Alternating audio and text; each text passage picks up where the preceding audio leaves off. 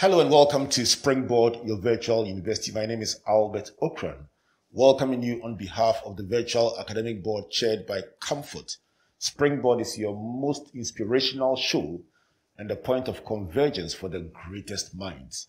Springboard is brought to you by the Springboard Roadshow Foundation in partnership with the Multimedia Group and proudly sponsored by MTN Pulse Just Be, UMB Bank, UMB Speed Up, DigiBank Let's Go, the Enterprise Group Enterprise Your Advantage, and the Graphic Business with support from My Joy Online.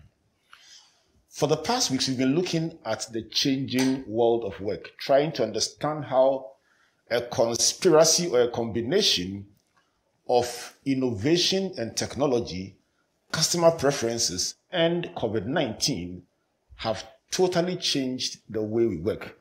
Today, we settle on what I believe is probably the most exciting and in some parts, a bit scary part of the changing world of work. We look today at the future of work. Helping me understand the themes and the underlying issues are two tech principalities. Let me first introduce the engineer turned tech guru, my brother Kofi Dadzie, co-founder of Rankat. Kofi, good to see you. Good to see you too, Albert. Thank you, brother. It's always a blessing. And then bring on board my other brother, the tech guru turned lawyer, Kofi Owusu-Nhyira, the director at Insano. Kofi, good to see you. Good to see you too, Albert. Interesting how Kofi and Kofi are regular faculty here at Springboard. And I find a way to bring you two together every time on the platform. Yes. But it's a blessing. Good to be here. So we've been traveling this journey trying to explore the changing world of work, and it's been quite exciting looking at various angles of it. We are settling now into what the future would look like. It's a bit interesting when you see the future because sometimes you say this will happen in 2 years and it happens in 2 months. But let's model for discussion purposes 5 years from now, and just to help our listeners and viewers appreciate, select any industry, activity that is familiar and give us an idea about how the future is likely to look like from where we sit. Just for perspective, Kofi Dadzie, you can start. Sure. Thank you, Albert. And forgive me because before we look at a specific use case, the model for projecting what happens over time must be understood. So if we go 1 to 5,000 years ago in history, the experiences of your great-grandfather and the experiences in livelihood and in work of their great-grandchildren would be largely the same. Not a lot would change or evolve. So if the great-grandfather then used a stone-based implement to turn the soil to sow a seed, the likelihood is that their great-grandson would be using a very similar, barely modified, barely evolved implement to do the same.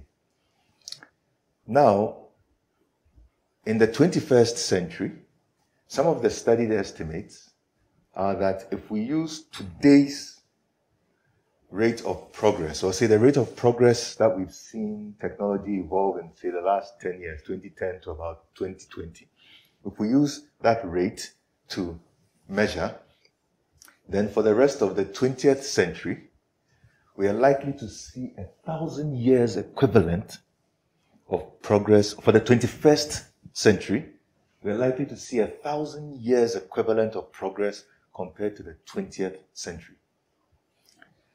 That is to say that we're going to experience the equivalent of time acceleration because the rate of change in our lives due to the rate of introduction and evolution of certain new technologies combined are going to have an effect as though we have transitioned 1,000 years just to over the next 80 years of our lives.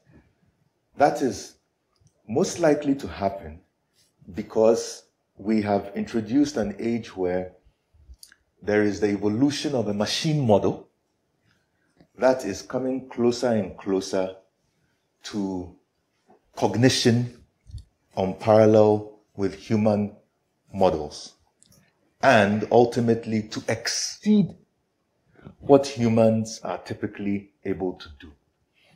We are used to machines that are very good at doing only what they have been programmed or configured to do.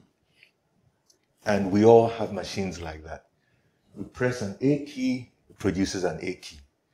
But now we're all experiencing machines where when you press an A key, it doesn't produce only an A key or an A character. It produces half of a sentence of what you might want to. We've mostly seen that kind of feature enhancement as yet another nice to have capability. And many of us haven't spent as much time thinking, wait a second, even my secretary or co-worker I've collaborated with for 10 years couldn't complete my sentences like this. Hold it a second. If I understand the introductor, Kofi Dadzie, what you're saying is that the new technologies that are coming out are far more intelligent, far more flexible, and are able to predict and therefore do much more than what you have been used to over the past. Not really. What I am saying is that the advancement of these new intelligent machines are coming to a point where they will exceed human intelligence in ways in which we're not prepared for, we don't appreciate, and many of us don't even accept can happen. Many of us are projecting the future, whether we are looking at 1 year, 5 years, or longer, as though the limitations we perceive of machines today will be the basis on which our lives, the way we interact with each other, and the way we interact with machines will continue to persist. We only expect small stage-based evolutions. We're not really prepared for post the knee of the exponential curve. There's a stage at which the rate of growth becomes vertical. Prior to now, we see small changes occurring. Every few years, you see the next release of your Mercedes C-Class coming out. Every few years or a year, you see the next version, mobile phone or Microsoft operating system or something come out. So we are used to incremental changes where things are introduced, where it's relatively comfortable to come along. What I'm trying to say is that that pace of change is about to shift to what is almost vertical on an exponential curve, where we won't even be able to keep up anymore, because the evolution in machine intelligence is getting to the point where it exceeds what human intelligence is able to compute. And at that stage, what you're essentially looking at is we're not necessarily creating the machines anymore at our pace, but the machines beyond our pace are continuing to create and disrupt what our everyday expectations of what that future will be. So the challenge really is that we need to start thinking about future change very differently from the way we've experienced it and the way we've recorded it historically, also in the past. Interesting start. I'll come back to you for that selection of your preferred area so you break it down. But let me get Kofi Owusu-Nhyira's preliminary thoughts about incremental versus exponential, or if I may add, vertical change. Yeah, Albert. So I think what is happening here, and I'm happy Kofi Dadzie talks about the evolution of technology, in a certain context. Now, the reason why that's exciting is because what forces change in society, two things. One is usage. Every time we use a thing, we get to understand the limitations of the thing. And so you end up pushing it beyond boundaries. The second thing that is slightly dependent on usage is cost. The more we use, the cheaper it becomes. Economics students will call it economies of scale. Right. Now, what is happening here really is that when we push technology into various facets of society, or we use technology more in various fields, what essentially happens is that we get to understand the limitations of the present technology as we know it, and we are able to push the boundaries of it. And so you can imagine that during the Apollo trip to the moon, man sort of got to understand that it's possible to beat the force of gravity and to fly into space. But subsequent to that, we are not just flying to space to see the moon, but now we are sort of getting familiar with other planetary substances and objects and so on and so forth. So really, I think two things that underline this conversation for me is usage and the cost effectiveness that is as a result of the usage. So in whichever field we see it, once people in that field, whether it's medicine, whether it's law, whether it's in finance, once we start using technology in those fields, technology itself will be forced to the limit where innovation must kick in for technology to grow, and it will become affordable.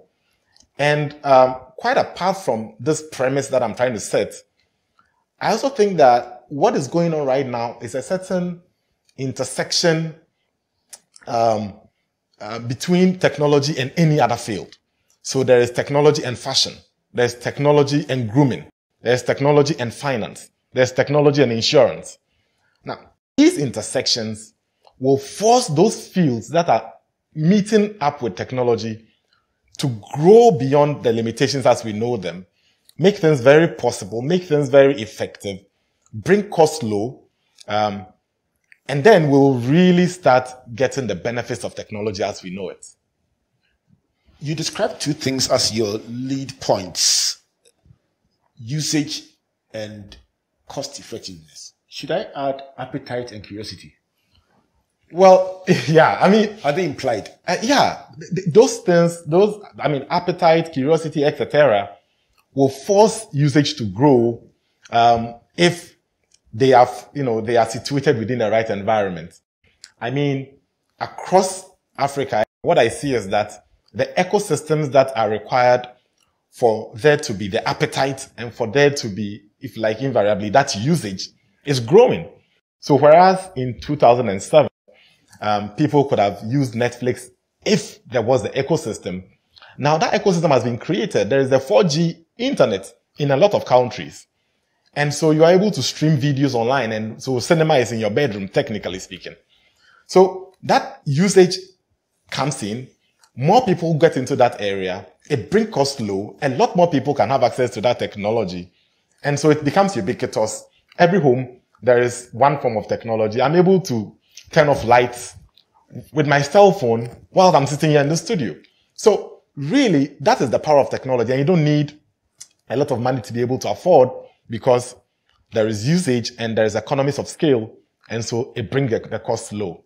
So then another word comes in: access. Let's continue this discussion. Let me come back to you, Kofi Dadzie. Just for the benefit of somebody listening out there, hearing all these nice words about incremental, vertical or exponential, hearing about usage and then cost, and then hearing intersection, and then also hearing about access due to economies of scale. Let's wrap all this in one parcel and take anything, whether it is watching of films as in Netflix, whether it is church, whether it is transport, any human activity or industry, and model how these forces that you mentioned are playing out, and then we'll come back to see how they affect work going forward. Kofi, take that first bite. Thank you, Albert, and brilliant submission by Owusu-Nhyira. If I'm to, because you're both, I can understand why you use the surname. I had to. So it's connecting from what he said to some experiences in our life. Let me start by suggesting that, in fact, as of now, the two parameters of usage, the linkage with economies of scale, and so the economic factors have been determined not so much the pace of technological discovery, but the pace of dissemination and distribution. Access. That's right. Access. So to come to your point on access, access has been when it's cheap enough to produce this at scale and have the distribution channels available so that it's out there, and then competition kicks in, and then there are some evolutions in how the technology is manufactured, and so the prices keep coming down. And I think one of the best examples of that recently will even be with solar panels used in household electric generation, where many of us will remember what it cost to have a deployment, say 5-10 years ago versus now. And we've seen that happen. You can pick almost any technology. Today, a basic smartphone can be had for a pretty affordable price, even though there'll be extremely high-end ones. But in the past, that would not have been available. And if you are able to dig into the supply chains, the global supply chains, then you actually see all the other factors that make a flat screen 25-inch monitor $120 or $150 today. Whereas when I came out of engineering school and joined Dell initially, that cost 5,000 USD. 5,000 USD, 150 USD. That's monumental shift. Yeah. But what I learned was happening was that at the time, manufacturing capacity was limited. And so as the laptop generation was emerging, those same flat screens were being used in laptops. And so to make them available as monitors for people to use as a standalone desktop monitor, there was basically a gap in production capacity, which influenced what the cost of that would be. As capacity expanded, now to Kofi Owusu-Nhyira's point, based on usage, that's the appetite for people having a nice flat screen occupying less desk real estate. And also, it meant it was not your cathode ray tube technology, which was beaming light into your eyes, but it was LCD, eventually LED, which is less harmful to the eye. People desire to have that more. So the style or fashion aspect of it, the real estate, the health aspect, all those benefits meant demand would shift there. And so once that happens, then in the economics, capacity, production begins to chase after that. But one thing I think we should recognize that's going to become an added critical variable is the process from thought to concept to discovery to R&D prototyping to production to even building a market is also going to be increasingly highly compressed. And it's interesting that we've just seen that happen in the time it takes to bring a vaccine to market. So we're beginning to see more the evidence of that compression in technological evolution, progress to production, right? By June of last year, Oxford vaccine trials had begun. Tells you in April, May, the vaccine had already been developed.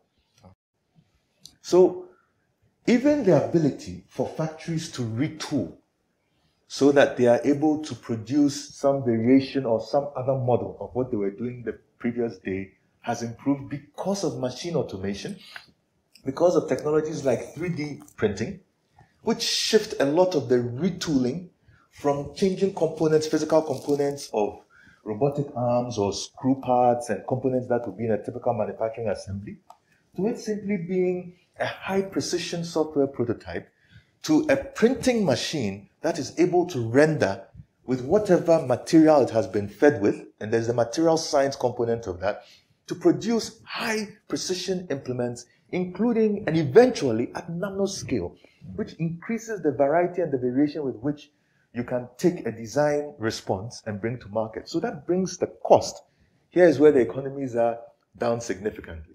So the compression of time in the terms of experience of what technology will bring to us, what access will become, the time it will take for somebody in a rural environment to experience in their hands or in whatever aspect of their lives a new technology. In some cases, it's as simple as a 3D printer and various evolutions of 3D printing that are coming about, which bring the components of change, particularly the physical components of change, much closer to users. So, Kofi Dadzie, what you say is probably very exciting for a listener and a viewer listening intently and saying, okay, so in reality, in my life, solar technologies are cheaper now.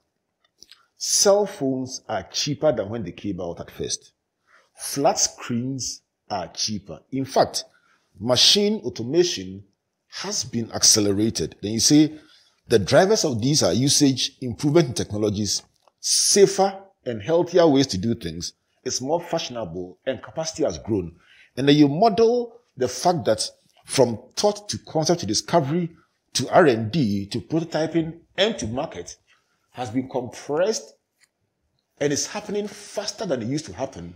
Use the vaccine as an example, something that people can relate to in a big way in this COVID pandemic. And you're saying that previously it would take years to come out with a vaccine, and now within a year and far less, if you look at what you are describing, a solution has been found, deployed, and is really changing the landscape as far as the pandemic is concerned. So to you, this is an improvement in the quality of life. Would that be a summary?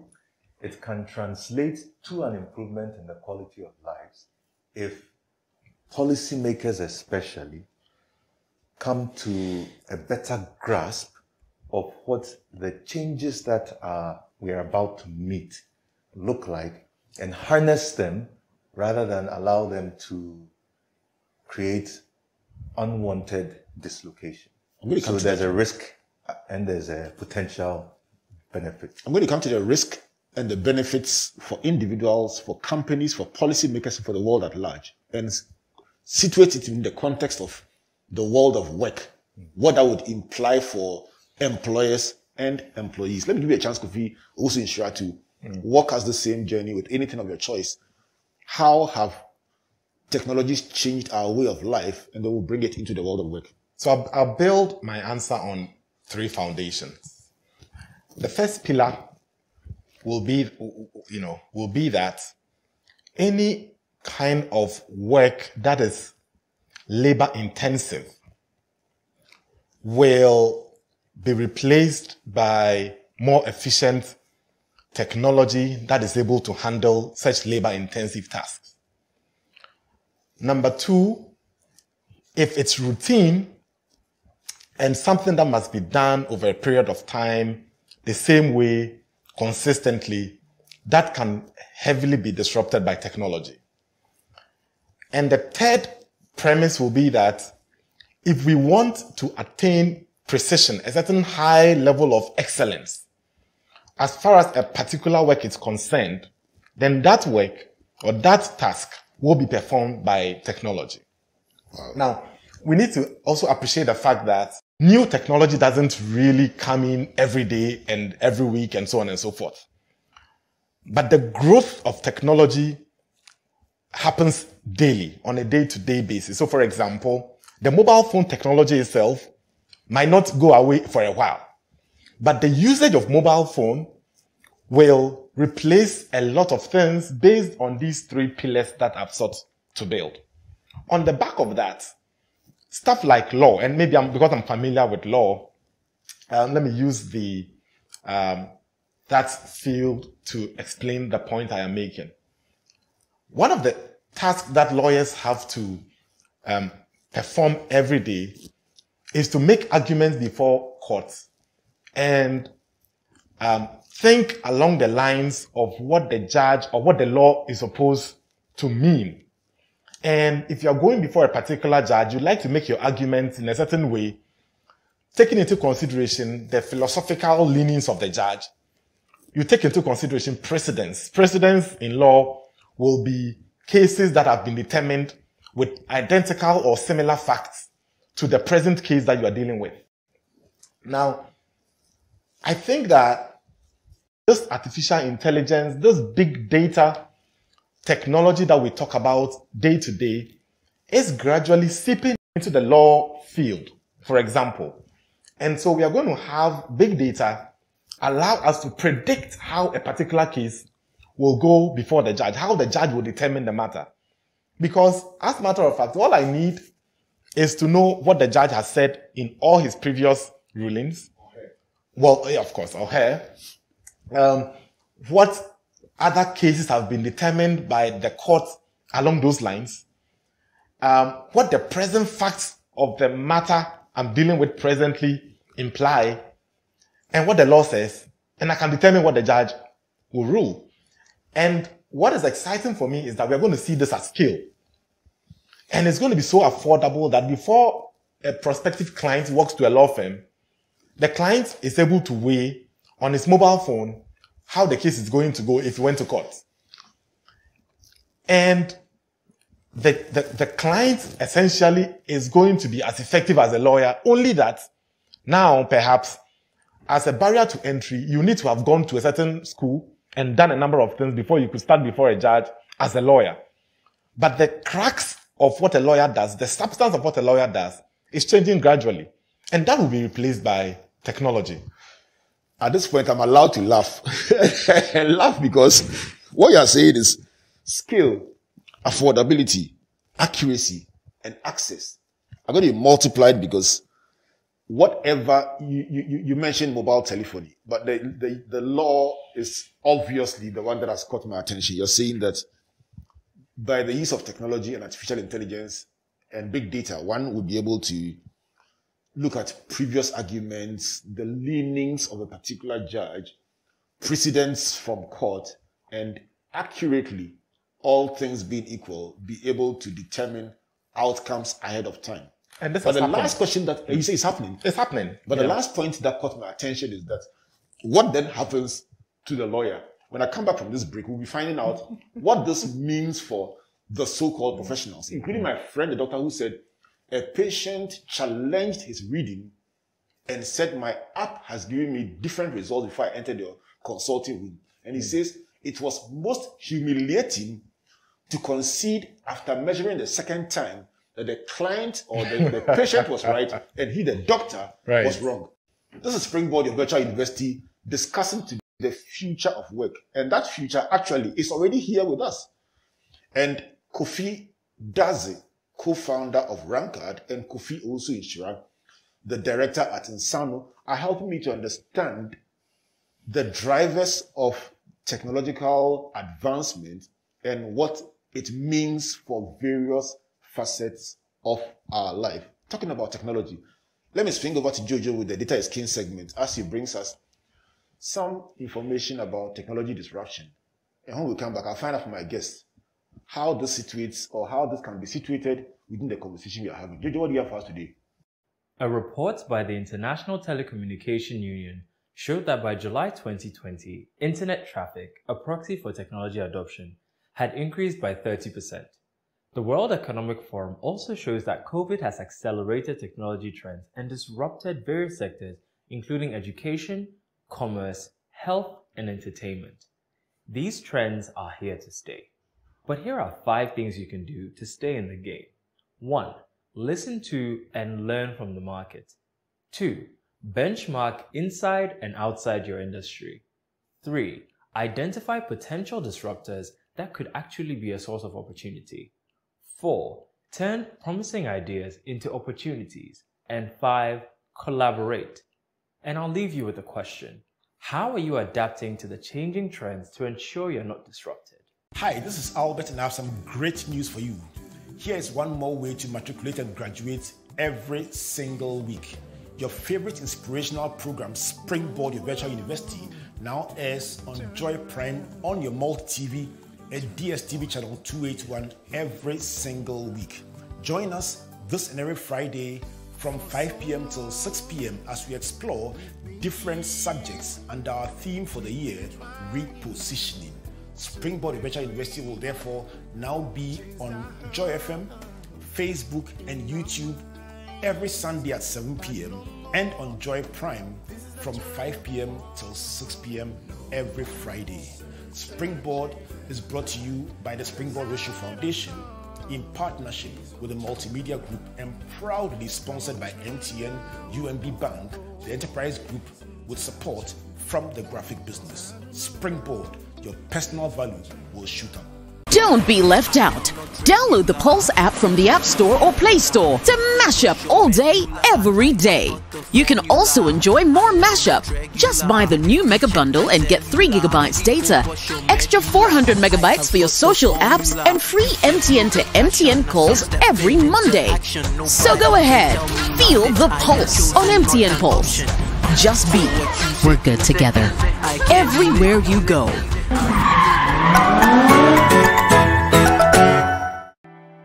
There once was a man who had it all.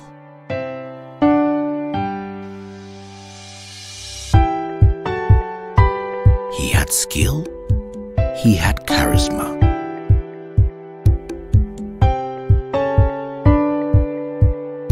He was loved by all, but above all, he knew the importance of helping others, lifting others up.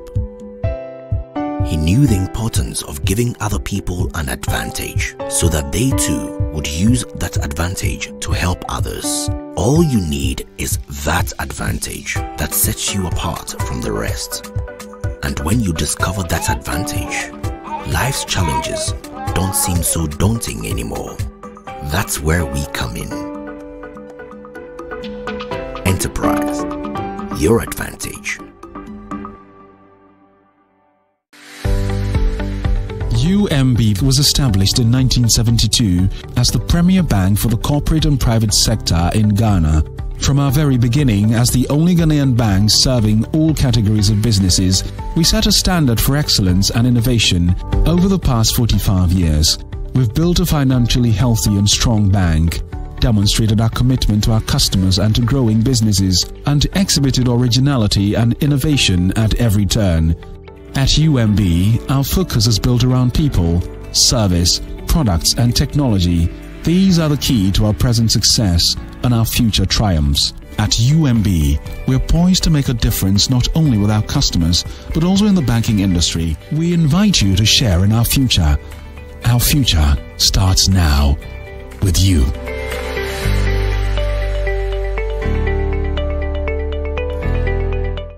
Welcome back from the break. This is Springboard, your virtual university, brought to you by the Springboard Ratio Foundation in partnership with the Multimedia Group and proudly sponsored by MTN, UMB Bank, the enterprise group with support from the graphic business and My Joy Online. Before we went to the break, Jojo came in with some thoughts about technology disruption. Let me find out from Kofi and Kofi how these thoughts fit into the conversation that we are having. Kofi Owusu-Nhyira, what would you say? Yeah, Jojo's point, this last point on collaboration, I think is crucial, it's critical. As a matter of fact, with the pace of growth of technology usage in this part of the world, your best bet to secure your job is to collaborate with technology or to collaborate with persons who are deploying technology in any shape or form. To be able to secure your job. So really, collaboration is critical, is crucial for the next segment of the, before the break, you mentioned we'll be talking about whose job will be safe and so on. I think collaboration is critical, and I'll probably expatiate on it further. Let me come to Kofi Dadzie and your thoughts on the presentation, and then I'll come to the implications for what we are discussing today.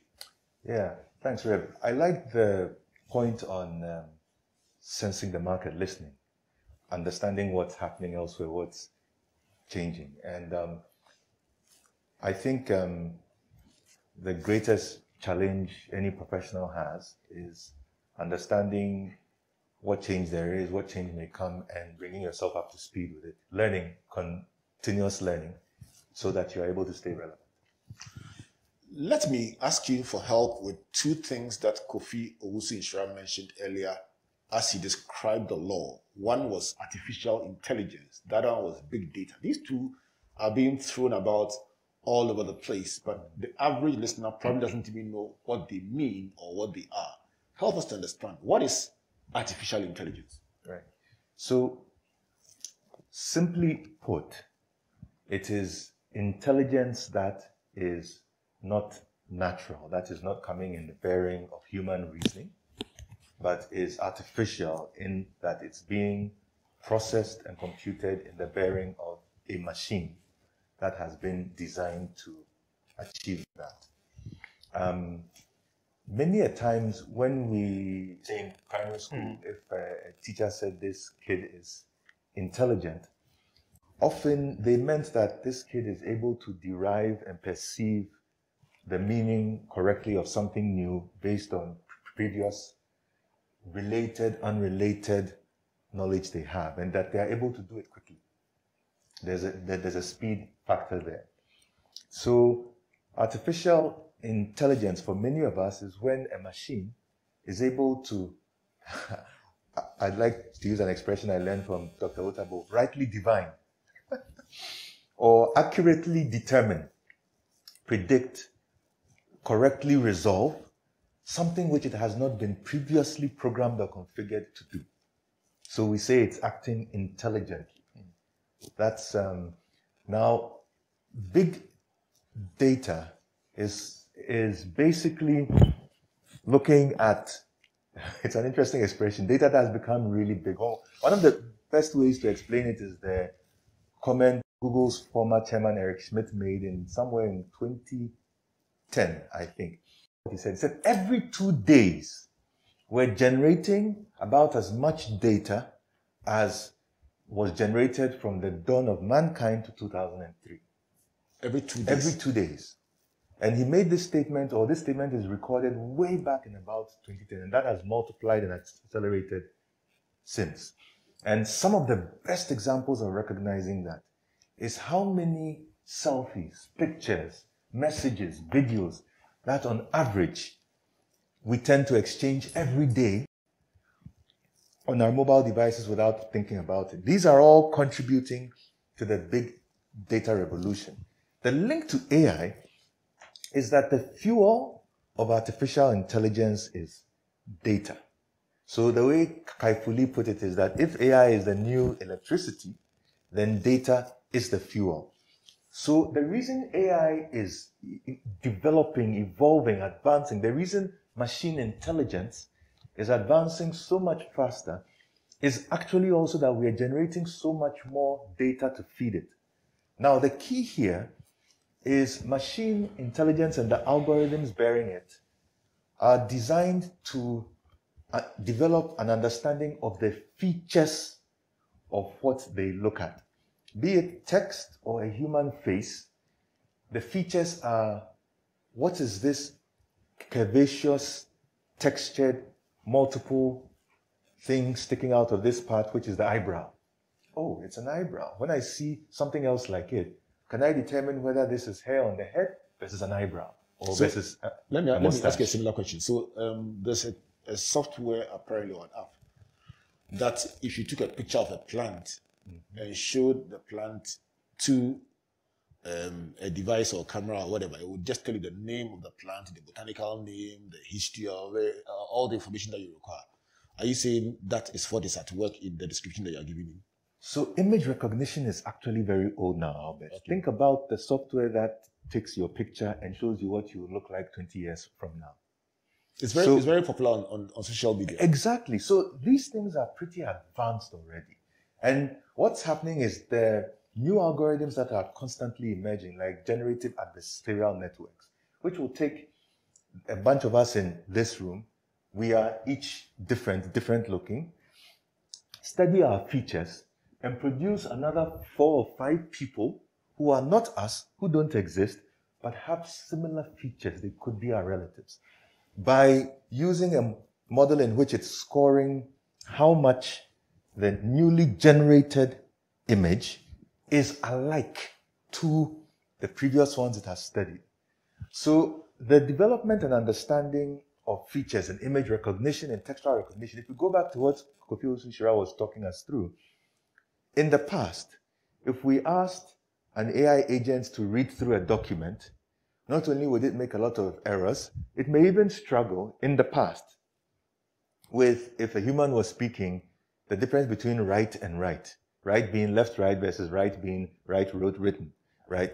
Today, with more cognition and context, looking at the entire sentence, it's not only being able to make those determinations, but determine what may come next. The truth is, right after this show, we'll just feed the voice into a software, and in a minute or in a few seconds, it will just tell us what everyone said. Whereas previously it would have been somebody's job to transcribe exactly what was said. Absolutely. And it would say it with your name, you said this, you said this, and it's all How available. about you go the next step and ask the software to translate it in real time into multiple languages so that people who are Arabic speakers, Japanese speakers, French speakers, German speakers can also appreciate and enjoy it. That too is available. Which brings me to, and I wish we had more time to break this down, because here we are. We've laid enough of the theoretical foundation. And I like the note of which or where we are now. You're saying just by feeding the audio of a 1 hour interaction into a machine, it can generate a transcription of what was said in English, who said what. It can generate various languages of it. It can probably predict where this would have headed if we had continued the discussion based on certain algorithms or knowledge or determine who to market it to. Right. Probably even make a determination on where it should be sold at what price point. Or who would listen if you put it on the social media. Precisely. What does this mean for people's jobs? Who are the big winners? Who are the losers? So starting right from learning to jobs, because that's where the problem exists. We anticipate that I'll grow up and I'll be a lawyer or an international language translator or an engineer. And we have a certain perception of what a doctor, a surgeon does in a theater. Kofi Owusu-Nhyira talked us through how a lawyer prepares a case to go before a judge. So this is our understanding, and that influences curriculum and how we learn. However, if the market woman who wants to trade with Chinese or Arabs in Dubai can stick a wearable in her ear, speak Ga Ever Chi or Fanti, and in real time, her counterpart hears it in their language accurately, including translation of numbers, concepts, descriptions, colors, and everything, then lots of things become very different. Lots of what we might call middlemen's jobs in between there may become lost.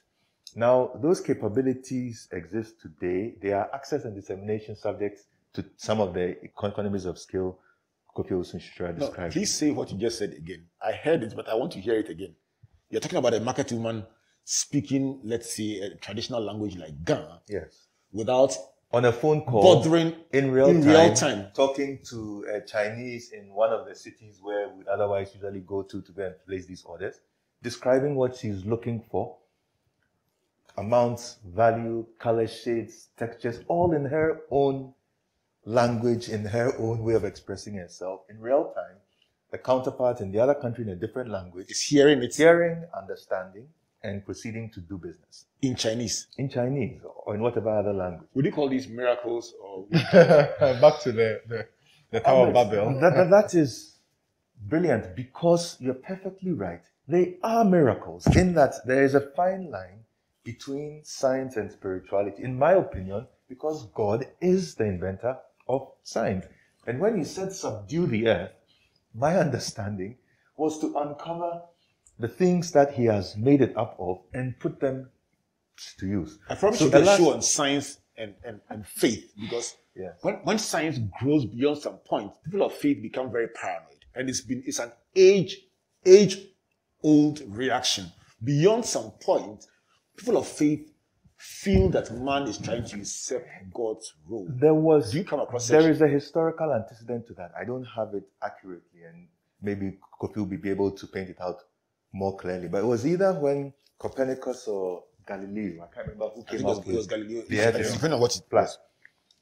Some records say that initially the church did not entirely reject it, but eventually the church would out. And so some of the arguments happening was that authority of learning in those days resided with church leaders.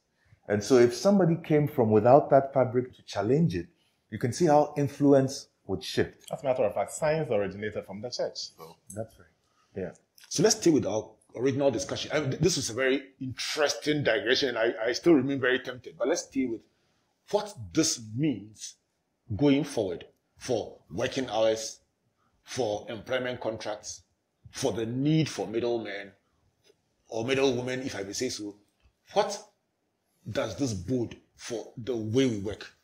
Albert, I hold a slightly contrarian view to the popular view out there on how technology and these trends will affect work and the labor force and the number of hours we work and so on. I think that technology, as we've seen over the years, carves its own path. Every time, it's used heavily and it pushes the limitations of life and so on and so forth. I think that with the example that I sought to draw, the law field, or the fact that now with a single, what Elizabeth Holmes sought to do, it's being done in certain quarters where with a single pint of blood, we're able to determine what sort of ailment you might have and so on and so forth. I think that new jobs that we have never anticipated are going to come to the table. Correct. Which is why I said in Jojo's intervention, collaboration is crucial and is critical. And ability to learn and ride on a horse that is already moving is a crucial skill that we need to learn. So when Isi Ansah came on the show a couple of weeks ago, she talked about some of the soft skills and then your ability to handle a very complex, complexity in life and so on. And I think that is a crucial skill that we should be teaching our kids and we all should be learning, because we might have to reposition very quickly and use technology to work very effectively because of the nature of technology. As a matter of fact, I think that very few jobs will be lost, really. Only that the level of precision that will be expected now will increase, because now, imagine if you had a photographer who would typically go around the event and be taking pictures and so on. Now you want a certain quality with it. Now you probably don't want him to go wash, so to speak, and bring you, hard copy pictures. But what is going on right now has introduced a certain new market of digital pictures and digital photography and so on and so forth. So I think that very few jobs will be lost, really. Let me interrogate your thoughts, because at the point I was agreeing with you and saying your thoughts are no longer contrarian as you thought. But mentioning digital cameras, I couldn't help but imagine that in some kinds of fields you would find that previously you probably would need about 7 different photographers at different locations capturing different angles. Today the hall is fitted with robotic cameras already, and there's one unit that programs all of them. And one person sitting behind it. The first time I walked into a print finishing shop in Amsterdam, there was this guy with an overall with one arm hanging over, smoking in addition, controlling a €2 million machine that was doing everything from beginning, collating, stitching, trimming, packaging, and all the guy was doing was just, the machine was even taking the box. We just shipped the box off and the next one off, and he was even smoking while he was working. It was just one person. But imagine what sort of demand now people have of such technology. So that the demand for that sort of field multiplies to the power 10 or to the power 100. But it shifts, the power centers. No, so the collators are not needed, the stickers are not needed, the binders are not needed. One machine is doing that. No. And rather, those creating the machines are those who are needed. So what's going on right now, and I'm happy you make this example. What is happening right now, one person is seized with multiple capabilities. And the guy was smoking. He wasn't even, he was just working. But that's cool. But most of these things are manned. So I guess what is really happening, and for us to be very realistic. Well, but that's another whole conversation. I mean, in today's drone delivery market and so on, either you are at the point of assembling the drone or working with the drones to make what the drone is giving us more user-friendly, etc., etc. See, what I'm saying is that usually we exaggerate the impact of technology, and it's happened over the years. And I'm a student of history, so I like to go back into history. And from the Industrial Revolution, and we usually exaggerate the impact of technology. But what I'm actually advocating for in this dispensation is that people learn how to collaborate with technology more than to assume that technology is going to do away with their jobs. Of course. Now, I probably don't need too many people to do reconciliation for finance transactions because we've automated the process. But the process in building that technology, we need a lot of human intelligence to teach systems to perfect the process to be able to perform those tasks. So Kofi, jobs will be created, but they'll be different from the jobs that Absolutely, that's the point I'm making. And secondly, it's also a plethora of jobs to be created. People who don't adapt will find themselves on the fringes change of a is rapidly a constant, changing world. If you don't change, that is now vertical and not incremental. Absolutely. This is beautiful, Albert. And if you allow me, I think Kofi Owusu-Nhyira has given us, again, the perfect context for what we want to pay most attention to. You are right, especially if you look at history, that we are in a world in which, if you look at each industrial revolution as they are catalogued, an old set of jobs are wiped away, but the boom, the expansion that these new technologies introduce eventually create more jobs, a greater set of a different new kind of jobs. With different skills? With different skills and so on as a result.